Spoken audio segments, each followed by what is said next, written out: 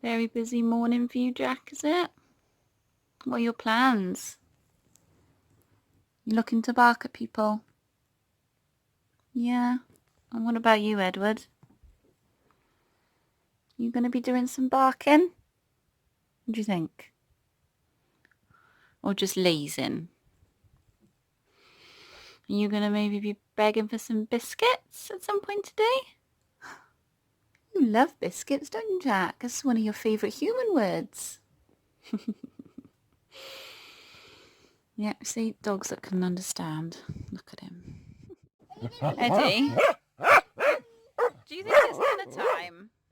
Do you think it's dinner time? Are you trying to tell us it's dinner time? Charlotte, and this is Time Mama Tries to Read. So I've got a really awesome book that I finished. I've got a few others to talk about. It's 2 weeks into July and my reading has been very, very slow. If it wasn't for Buddy Reads, I don't know. I wouldn't have read anything because that's all I have read. I will start by saying that Joe, Doris and I have finished War and Peace, but I'm going to do a separate video for that. It warrants its own video. But that is very exciting news, and I do have Voxer messages to catch up on from that lovely pair of ladies, and I've got a feeling they've suggested another book based by something that they wrote at the bottom, so I feel like we're not ready to let one another go. I definitely feel that way. So they are just such intelligent women to read with, and I'm not great at doing buddy reads. I don't keep the time that everyone else keeps. All it takes is one tiny turn of my week and I miss, the day's reading, and then I go behind and behind and behind. So it's been really nice just reading with them for the last 7 months because they've just got a very easygoing style as well, and I know no one's going to get mad at me. Plus I suggested War and Peace, so I felt like it was okay if I was super late with my reading. But we not speed read, but we might have speed read. We picked up the pace at the end because we were just all desperate to finish, so that should give you a bit of a clue. Yes, the other thing I have finished in the last week or two was the library book by Susan Orlean, and it was amazing. I think I was talking to you when I'd started it. Can't remember if I started it when I last spoke to you. But I buddy read this with Shan of Shani Reads, and we just had a great time with it. I think I may have liked it a smidge more, but on the whole, I think we both really, really agreed with it. So I think I sold it to you all pretty much last time. But what I will say is it's just beautifully written. It's packed full of information. There's no spoon feeding. There's no, the pace is fast, but she does it enormously well. So you're not sort of lolling about waiting for the next chapter and theme to start. Each chapter is just rammed full of themes. She goes back in time, forwards in time, all sorts of things like that, and it's easy to follow because she's so good at what she does. It's also full of anecdotes and great little stories, little snippets of people's speech when she sort of interviewed people that might seem quite minor. There's a great section with a book packer whose job is to literally load books into these totes to be sent off to various other satellite libraries around Los Angeles. And there is a great bit where this woman, who is not a reader, questions what the point of reading is, and me and Sean were a bit traumatized because despite not agreeing, we did feel that it was very difficult to argue against what she was saying.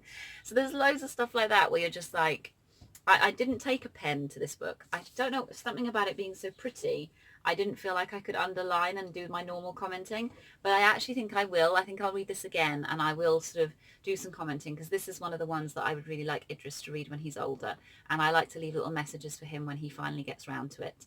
So yeah, obviously at 3.5 he's not going to be doing that anytime soon, but 100% recommend it.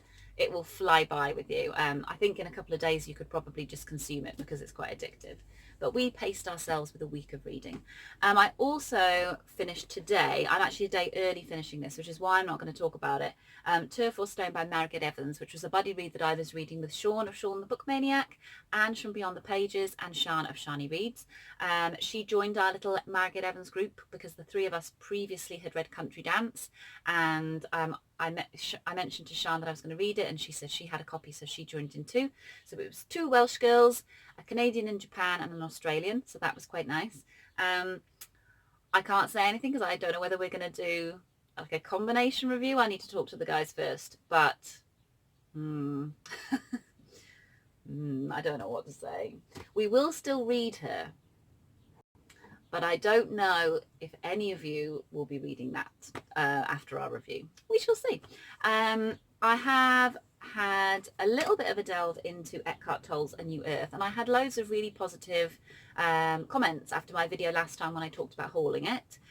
Everybody seemed quite excited about it, and loads of people had read it previously. I didn't kind of realise that it had been written 10 years ago. I kind of thought it was new, but this is like an anniversary edition. I'm not far in it. What I will say at the moment is I'm really enjoying what I'm reading, and I'm reading bits out loud to Stephen, which is always quite a good sign when I'm enjoying a book.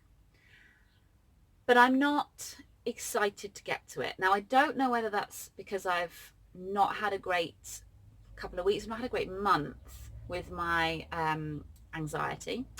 And this is kind of like one of my let's try and fix it books. So maybe because I've been too in it, I've not been able to go to this, if you know what I mean.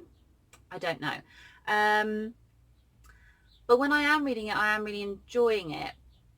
There is something that doesn't gel with me, and I don't know what that is. I don't know whether it's because, you know, when he's talking about the science aspects of it, like he will bring in science every now and then, it feels a little bit simplistic and pseudoscience-y to use science to back up a kind of philosophical point. I'm not explaining it very well.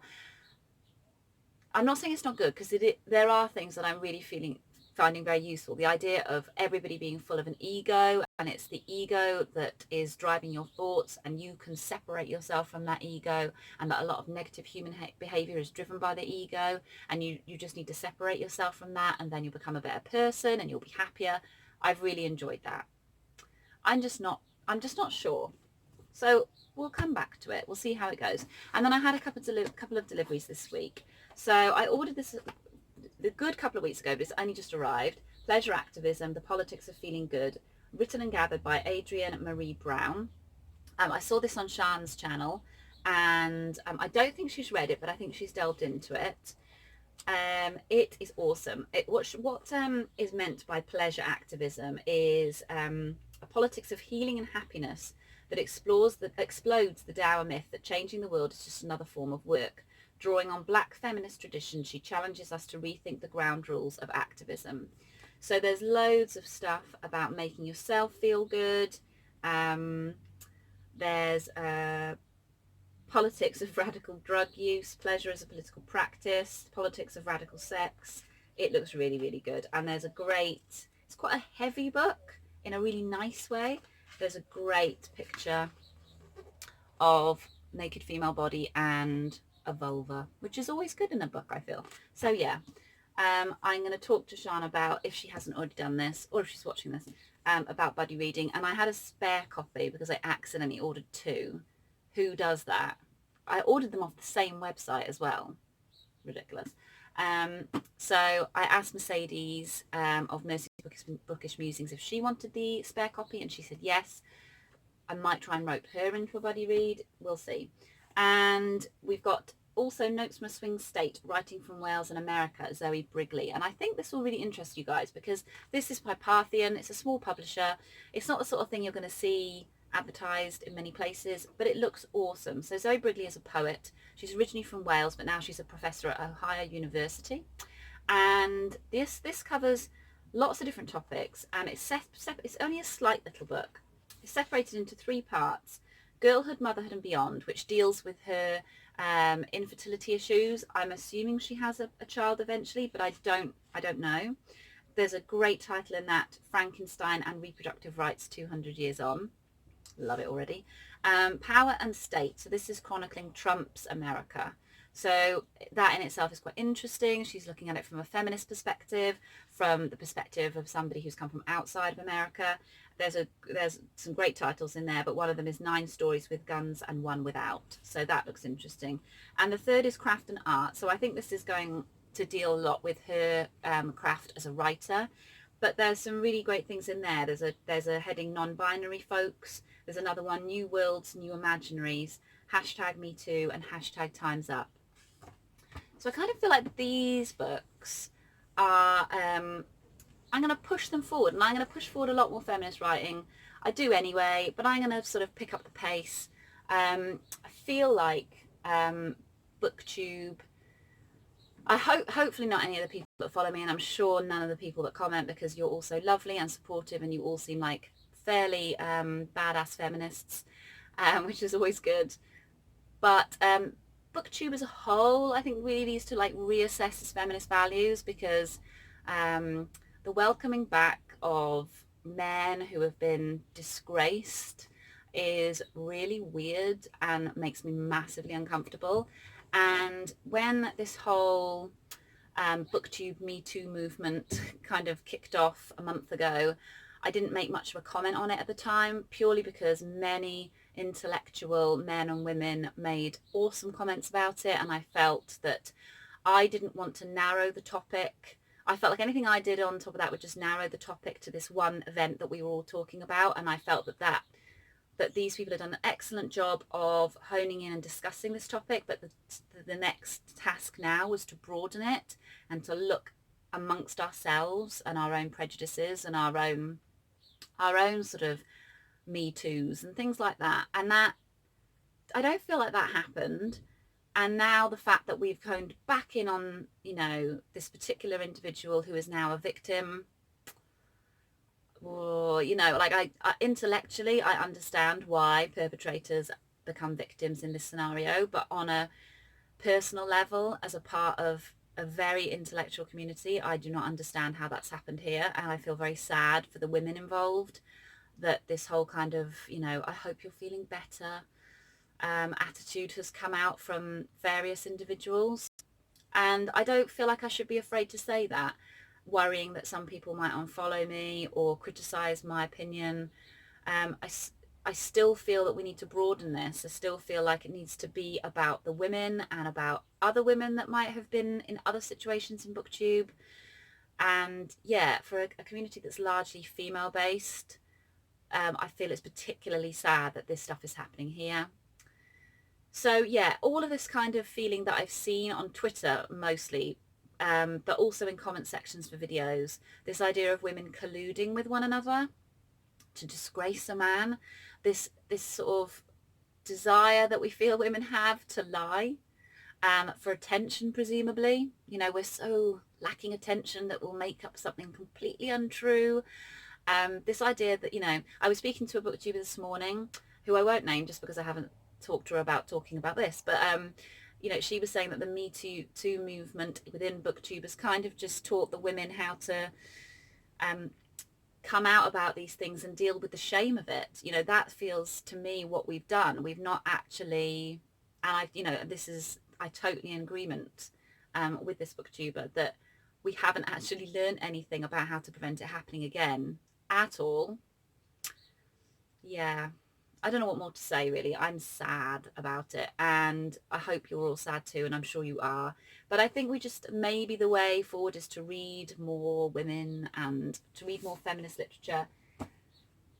Yeah, and try and support the people that are sticking their necks out. So I hope that's what I'm doing, and that's it, really. So I will come back to you in a little bit with the War and Peace review, and maybe the group review for Margaret Evans.